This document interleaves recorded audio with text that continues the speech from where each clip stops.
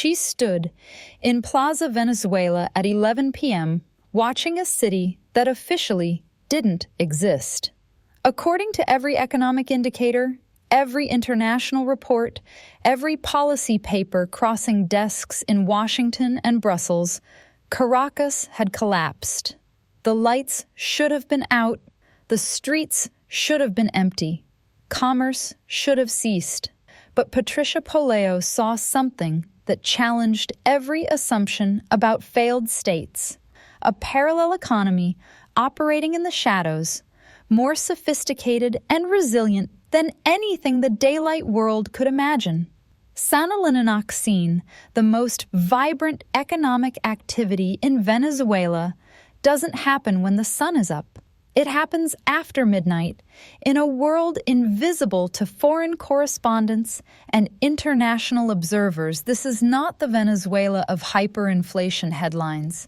This is the Venezuela of survival capitalism, a system so innovative, so adaptive, that it has created the world's most sophisticated barter economy, while economists were busy writing its obituary. The cognitive trap begins with how we measure economic activity.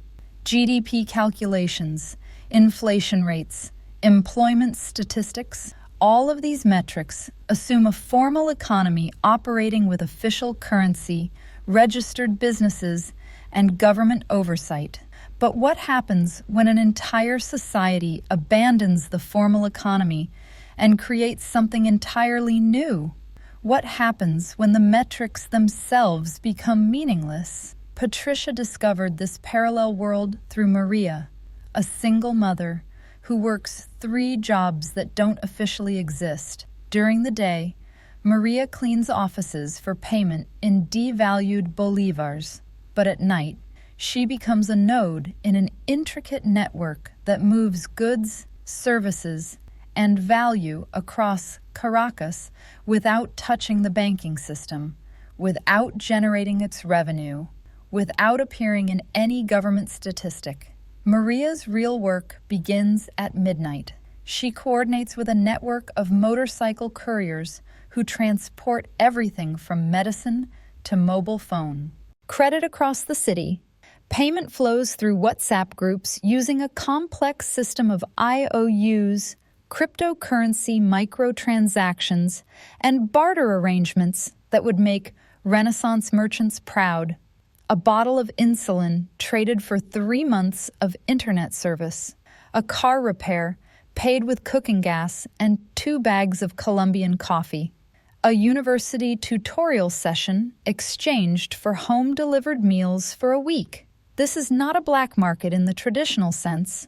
This is an entirely parallel economic system with its own rules, its own currency mechanisms, its own credit arrangements. The midnight economy has created what economists thought impossible: a functional cashless society built on trust networks rather than institutional guarantees. The sophistication becomes clear when you understand the neighborhood councils, the comunas that Western media dismisses as socialist propaganda tools. Patricia found that these local organizations have become the infrastructure of the parallel economy. They don't just distribute government subsidies. They operate as credit unions, commodity exchanges, and conflict resolution systems for a shadow economy worth billions of dollars. In the Petare neighborhood, Comuna El Calvario runs what amounts to a parallel stock exchange. Community members trade credits for services, pooling resources to purchase bulk commodities from Colombia, managing collective investments in solar panels and water purification systems. The Comuna maintains sophisticated spreadsheets tracking dozens of ongoing barter agreements, loan arrangements, and community projects. This is not chaos. This is organized adaptation. The international community misses this transformation because it looks for familiar institutions, banks, supermarkets, registered businesses, employment contracts. When these formal structures weakened, Observers concluded the economy had collapsed. But the economy didn't collapse. It evolved. It moved underground, became networked, became creative. The currency question reveals the depth of this transformation. While headlines focus on hyperinflation destroying the bolivar, the parallel economy has moved beyond traditional currency entirely. Patricia documented at least 7 different value exchange mechanisms operating simultaneously. WhatsApp payment networks using dollar references, neighborhood-specific barter ratios, service-time banking systems, cryptocurrency micropayments, commodity-backed credits, social reputation scoring, and traditional cash for specific transactions. This monetary diversity makes the parallel economy incredibly resilient. When one payment system fails, others compensate. When dollars become scarce, barter intensifies. When internet connections fail, face-to-face reputation networks take over. The system has built-in redundancy that formal economies lack. But the most profound aspect of Caracas after midnight is how it challenges fundamental assumptions about economic development. Development economists argue that formalization, moving economic activity into official channels with government oversight, is essential for prosperity. The Venezuelan parallel economy suggests the opposite, that excessive formalization can become a constraint, and that informal networks can sometimes deliver more efficient resource allocation. The evidence is in the survival statistic. Despite predictions of mass starvation, food continues to circulate. Despite healthcare system collapse, medical services remain available. Despite currency destruction, complex commercial transactions continue. The parallel economy doesn't just sustain life, it enables a form of prosperity invisible to external measurement. This invisibility is both the system's strength and its limitation. Because it operates in the shadows, it avoids government interference and taxation. But it also receives no official support, no legal protections, no access to international credit markets. The parallel economy is simultaneously the most innovative economic adaptation in Latin America and a system trapped by its own informality. Patricia's investigation revealed that the midnight economy has created its own elite class, network coordinators who manage resource flows across different neighborhoods, cryptocurrency specialists who handle international transfers, logistics experts who navigate the complex world of border trade. These new economic actors don't appear in any business directory, but they wield influence comparable to traditional entrepreneurs. The gender dynamics are particularly striking. While the formal economy excluded women from leadership roles, the parallel economy depends on them. Women manage the trust networks that make barter possible.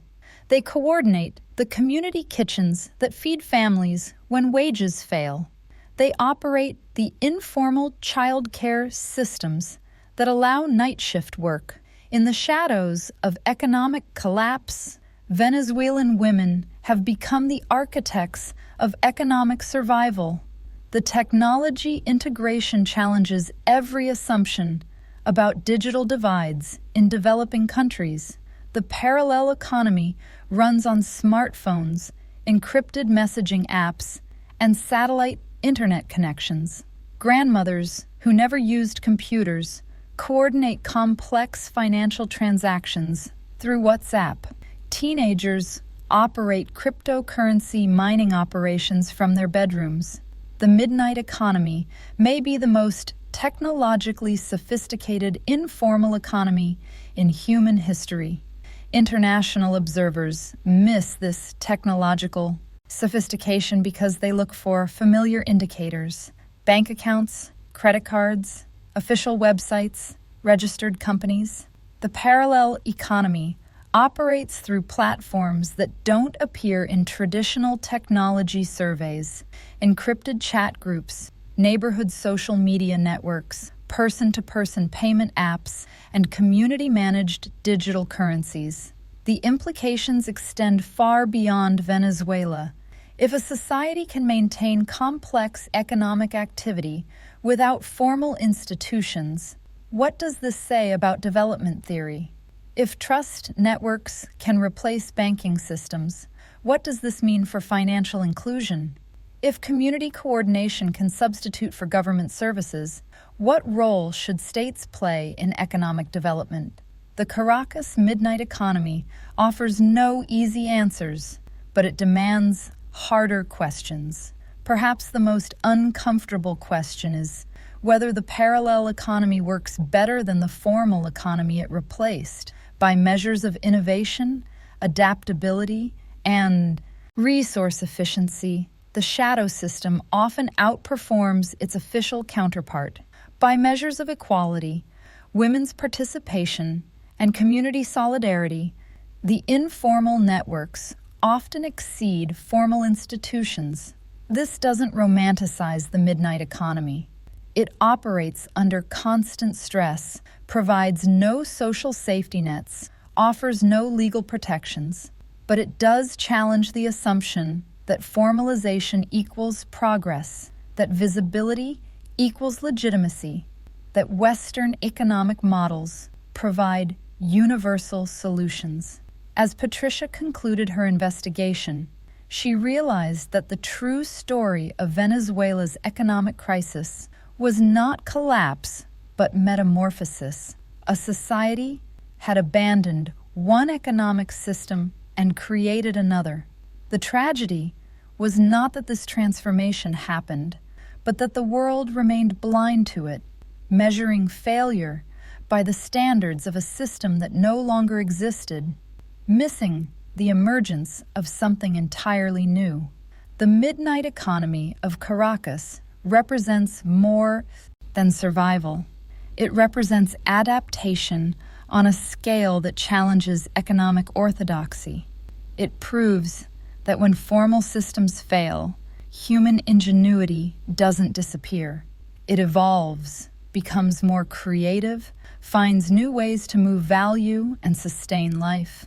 The question is not whether Venezuela's economy collapsed. The question is whether we have the intellectual flexibility to recognize the economy that emerged from that collapse and what it might teach us about the future of economic organization in an uncertain world.